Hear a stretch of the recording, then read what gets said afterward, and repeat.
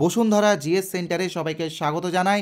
তো 2022 টেট পাসদের জন্য এই মুহূর্তের একটি বিরাট সুখবর রয়েছে। তো সেই সুখবরটি তোমরা এখানে দেখতেই পাচ্ছ। প্রাথমিক নিয়োগে প্রশ্ন ভুল মামলার কিন্তু কোনো প্রভাবই পড়ছে না। তো যারা প্রশ্ন ভুল মামলা করেছিল তারা কিন্তু দাবি করছিল যে 2022-এ যে টেট পরীক্ষাটি হয়েছিল সেই টেট পরীক্ষাতে 22টি অথবা 24টি প্রশ্নের উত্তর ভুল ছিল। তো কলকাতা হাইকোর্ট সেই জন্যই একটি বিশেষজ্ঞ কমিটি গঠন করে দিয়েছিল এবং আজ সেই বিশেষজ্ঞ কমিটির রিপোর্ট পেশ করা হয় এবং রিপোর্টে যেটা জানা গেছে যে 2022-এ যে টেট পরীক্ষাটি হয়েছিল সেখানে কিন্তু একটিও প্রশ্ন ভুল ছিল না। অর্থাৎ যারা পিটিশনার ছিলে তোমাদের কিন্তু অর্থ একদম ব্যর্থ হয়ে গেল।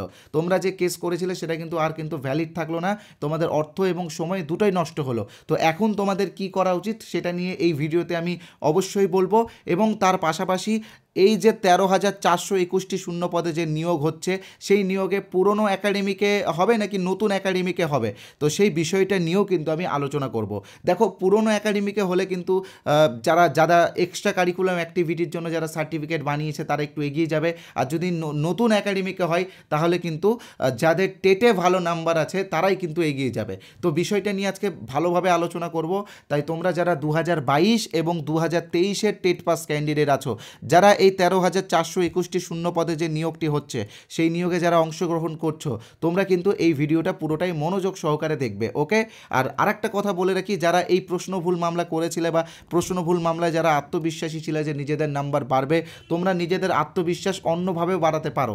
কিভাবে বাড়াতে পারো? দেখো, সামনে কিন্তু আবারও টেট পরীক্ষা হবে। সেই টেট পরীক্ষার জন্য তোমরা ভালোভাবে প্রস্তুতি নাও, ভালোভাবে পরীক্ষা দাও। পরীক্ষা দিলে কিন্তু আমি একটা কথা তোমাদেরকে বলতে পারি, যে ভালোভাবে প্রস্তুতি নিয়ে টেট পরীক্ষা দিবে সে কিন্তু টেট পাস করবেই। তো তোমরা আমাদের যে অ্যান্ড্রয়েড অ্যাপ আছে Bashundhara GS centre Android app, যার লিঙ্ক আমরা এই ভিডিওর ডেসক্রিপশনে দিয়ে দিয়েছি, তোমরা আমাদের অ্যান্ড্রয়েড অ্যাপটি ডাউনলোড করো। ওখানে দেখবে আমাদের একটি কোর্স আছে, প্রাইমারি টেট ব্রহ্মাস্ত্র বলে একটি ব্যাচ আছে। তো সেই কোর্সটা তোমরা জয়েন করো। অল্প খরচে তোমরা কিন্তু 2 বছরের জন্য ভ্যালিডিটি পেয়ে যাবে। আর এখানে আমরা খুব সহজভাবে টেটের প্রস্তুতি দিচ্ছি।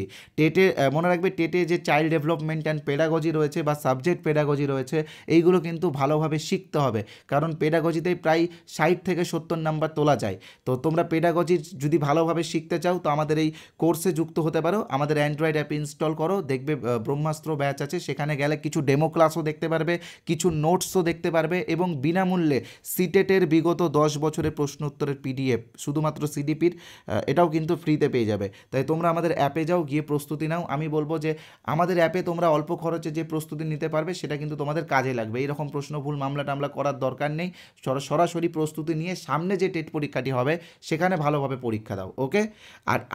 আর এবার যেটা আলোচনা করব সেটা হচ্ছে যারা টেট পাস করে গেছো, অর্থাৎ যারা 13,421টি শূন্য পদের নিয়োগে আবেদন করছো, তোমাদের নিয়োগ পুরনো একাডেমিকে হবে নাকি নতুন একাডেমিকে হবে?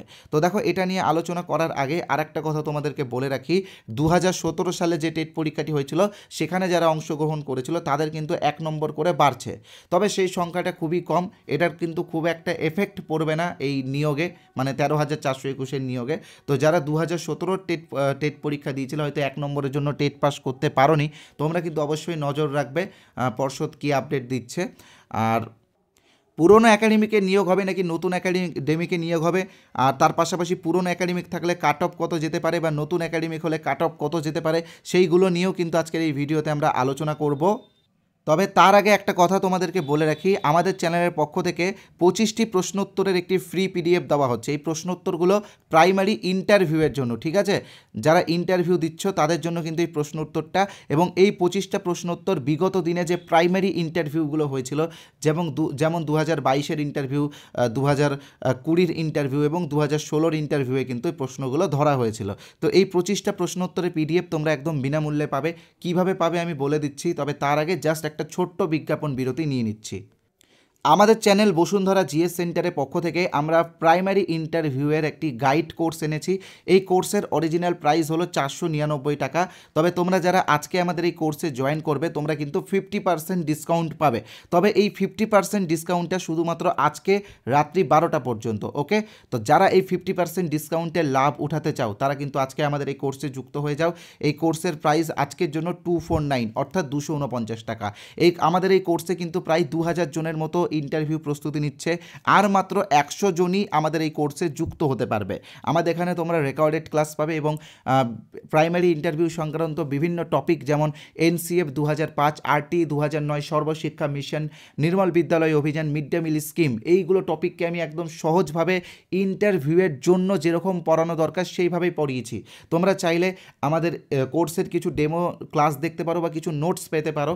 তো সেটার জন্য কি করতে হবে আমি অবশ্যই বলবো, তবে তার আগে আবারও বলে রাখছি, যারা আমাদের কোর্সে যুক্ত হতে চাও তোমরা স্ক্রিনে যে নাম্বারটি দেখতে পাচ্ছ 8918259248, এই নাম্বারে আমাদের ফোনপে আছে, গুগল পে আছে, পেটিএম আছে, অ্যামাজন পে আছে।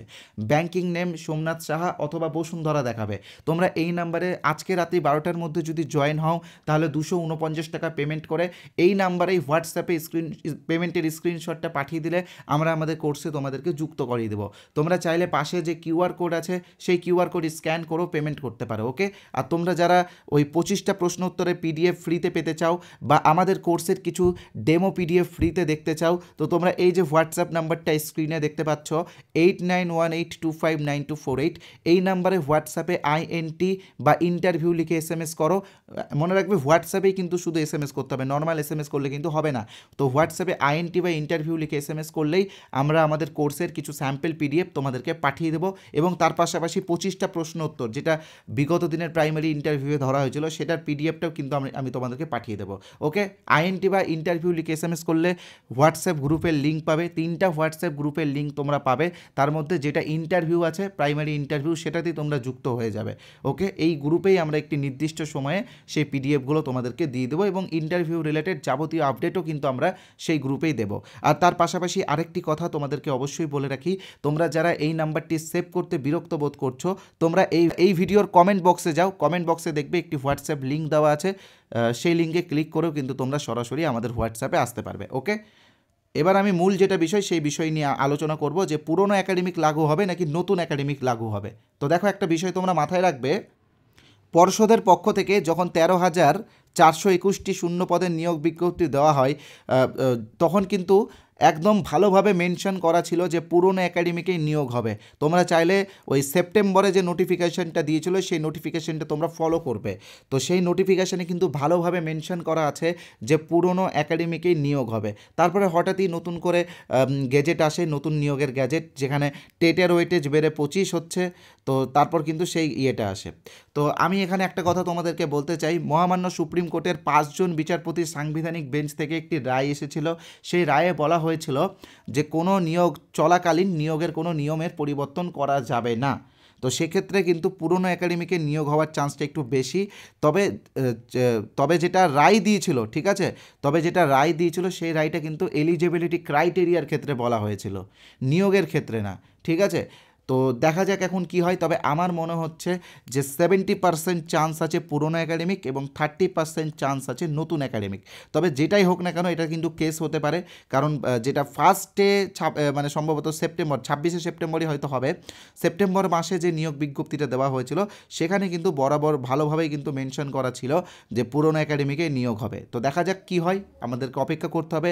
আর দেখো, পুরনো একাডেমিকে হলে কিন্তু তোমরা সকলে জানো যে এখন তো মানে ঘরে ঘরে কবি হয়ে গেছে, সবাই নিজের মতো সার্টিফিকেট বানাচ্ছে, কী সব করছে এক্সট্রা কারিকুলামে নাম্বার পাওয়ার জন্য। তো সেই জায়গায় যদি বলো যে আমার মতামত তোমরা যদি জানতে চাও, তো আমার মনে হয় পুরনো একাডেমিকে হলেই ভালো হয়। তো সেক্ষেত্রে কি টেটের মতো একটা বড় পরীক্ষা সেটার কিন্তু একটা গুরুত্ব বাড়বে। তো বাকিটা কিন্তু পর্ষদের হাতে রয়েছে, পর্ষদ কী বলছে সেটা কিন্তু আমরা খুব শীঘ্রই জানতে পারবো।